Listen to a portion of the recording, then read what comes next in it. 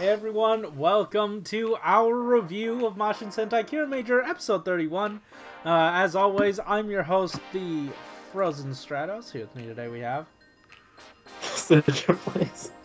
Oh man. Guys, before we get started, just wanted to mention our internet, my internet specifically, is being very, very bad. And I don't know how this is going to turn out, but we do got to put this up, and we did want to get this out as quickly as possible so that you guys could watch it. So we're going to go through our thoughts and then your guys' comments. And I thought it was pretty good. It was a lot better than I thought it was going to be. With the preview that we got and the beginning of the episode, the preview just showed us, hey, it was just going to be an episode where they're toys, and then the beginning of the episode was just like, hey, we got just red and silver in. We only wanted to pay these guys. But then, it ramped up in budget, and the episode actually got me to care about the little family conflict. So if that was its purpose, if that was its intent, then it succeeded. I enjoyed the episode. Yeah. I mean, like going into this episode, I was like already in a really bad mood just because Ultraman was kind of a letdown, or was a letdown. Uh, and then I remembered like what the preview was for this episode. It was like, oh, it's like a literal toy commercial. This can't be good. And like when they were like dropping some of like the cast at the beginning of the episode, it was like, ugh, they're not even gonna like pay these guys. And then like when they're in the toy forms, like we only see Juru and like Takamichi's just kind of like gone. It's like, wow, this is like the cheapest episode they can produce. And then we actually see some special effects within the episode, like once we'll like get the little toys. And then like I think later when we see blue and yellow fight like the giant monster, so we're just like, oh, I guess they are trying for this episode. Mm-hmm. And like honestly, like I actually did feel for the kid at the end of the episode. I felt like it was like a little bit weird because they didn't like talk too much about it while he was with Takamichi and Red. Just like, oh, you gotta say your problem, you gotta say it, and like they don't really discuss it until like at the very end, just like, Mom, I just want a hug, and I felt like it was it pulled at my heart enough that I didn't really like care too much about it. Mm-hmm. And honestly, compared to like a lot of these side characters in Cure Major or like the one-off episode characters, I think I cared for this. I think this one I cared about a little bit more than the other ones. So Yeah. overall, like I'm content with the episode. So yeah, Mm-hmm. that's how I kind of feel about it. And it's weird because like a lot of older Sentai have just the episode like I believe was it Jew Ranger that was all centered around a child of the week, their problems and how the team handled it. Like grown ass people handling a kid's problem for an entire episode. And with this, it gave you. I mean, we don't typically get that anymore, and with this, it gave you like a solid reason to care, and it was, a lot more nuanced than what we typically get out of something like this. So I definitely liked it, and as you were saying, it tugged at the heartstrings a little bit because, um, and I totally understand. Like it's a an issue that makes sense if you're a single mother, and you're working and also trying to take care of your kid and also having to do all these other things. Some of the affection gets like slips through the cracks, and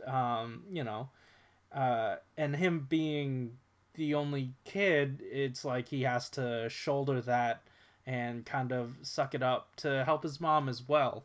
But it doesn't mean you're heartless or a robot, so you need that affection, and it Yeah, she helps. ain't the robot. um Yeah. yeah, I don't know. It was enjoyable.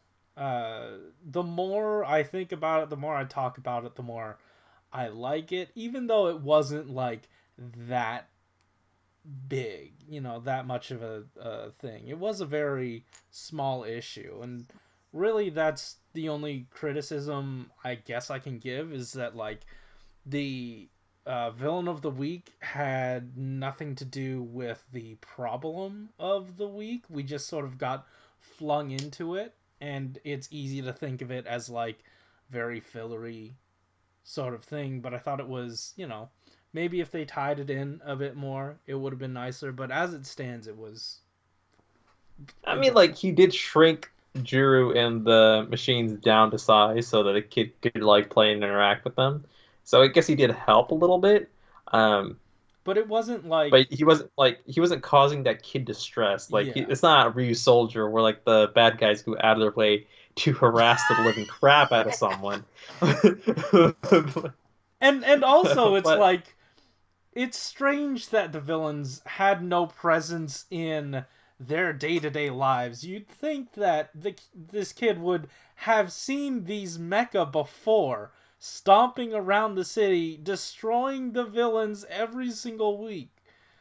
But no, it just does not play into it at all. It was so strange that I don't know. It felt like that was also another one of those disconnects where it like happened outside of Kiramager but still in Kiramager. yeah, and like honestly, at the end of the episode when they grow back to full size and the kid and the mother still don't kind of it, or at least pay attention to the giant mech, was just kind of like, I guess they don't want like these guys to kind of like act or react to a giant mech in the scene. Maybe it's a little bit too much to ask for, and they probably just didn't Or care. maybe now they're the toys to the big Mac. We're playing a game with your emotions now. Uh, yeah, that sounds very dangerous. Very. Oh, also, speaking of very dangerous, it was very dangerous for the four of them to take on that villain on their own, but they still did it. They even had like this really cool line of like, "Hey, this reminds me of when we fought without Judo, or before Judo," and that was a neat nod to continuity. And they went at it without Zords or anything. They tried to fight it, and that was cool. Yeah, Um, yeah. Alex, do you have anything else before we move into the comments? yeah. Drew was a little bit weird this episode. I felt like his affections towards the MILF was a little bit too much. No. Like we there was like had one point in the episode where Takamichi's like, "All right, let's go and like help our friends and defeat the giant monster of the week," and he's like, "Nah, I'm staying," and just starts looking all dreamy eyed. I'm just like, dude, can you not? Hey kid, tell me about your mom. Oh man, Oh man. that Hey, happened. we got comments. Alex, you did offer to read them, but I'm very afraid that the internet's just gonna shit out when you start talking. My internet will shit out when you start talking, so I'm just gonna go through this.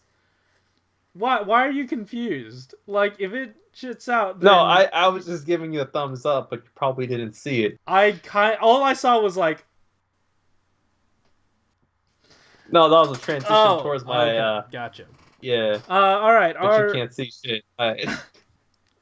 Our first comment comes from Dustin Smith, who says, "Before I explain about this week's episode, since you glanced over my thoughts on episode 29, I'm going to at least one piece of info with it. Apparently, Gomoryu Marsk Beast animal motif is a bat. Oh, Hildon is a leech. Okay, now on to my thoughts with this episode. Really? Again with the generic episode titles? Toys? Seriously? Just toys? That's the best name you could come up? For a series about anarchic imagination, some of these episode titles are the most unimaginative names for episodes they could have come up with. Even Kyryuger's episode titles sounded more interesting than some of these. I don't know why you're on, I like, don't. I legitimately don't remember any single episode title. like ever. Yeah, They like do not factor into my enjoyment of the show at all. If they didn't have them, yeah, like I I would be none the wiser. yeah. Even for like some of my like favorite episodes in all of Sentai, like that crossover with like Zyuohger and Gokaiger. I love that episode. It's probably one of my favorites of all time. I don't remember that episode title. It could be whatever the heck I want. Like honestly, like these are just like, it's probably just for like reference, just so like be like, oh, it's what is oh my gosh, I almost forgot the Kiramager, the toy episode. Boom, that's all you need to know. Yeah. Like, why do you gotta like think up an extravagant title? Like, people are just gonna forget about it. They're gonna, use shorthand for it regardless. So Yeah. why not keep it simple? Yeah, it's fine. They could have called it episode. What episode are we on? Whatever episode 31. number we're on, they could have called it that, and I would have been fine Yeah, with that's it. it. Because that's what we do every week. We don't have the full title. It does not factor in at all. Um, let's see here. Even okay. So first of all, I like the explanation for why some of the cure majors weren't available at the time. It was a nice touch that Parsened. It was a nice touch that Parsened back to earlier in the series with explaining that a good chunk of Sentai heroes have professions to attend to. Good to know they're keeping up with established continuity. I'm looking at you, Yamato, the zoologist from Zyuohger, but we only see him at his job in episode 1.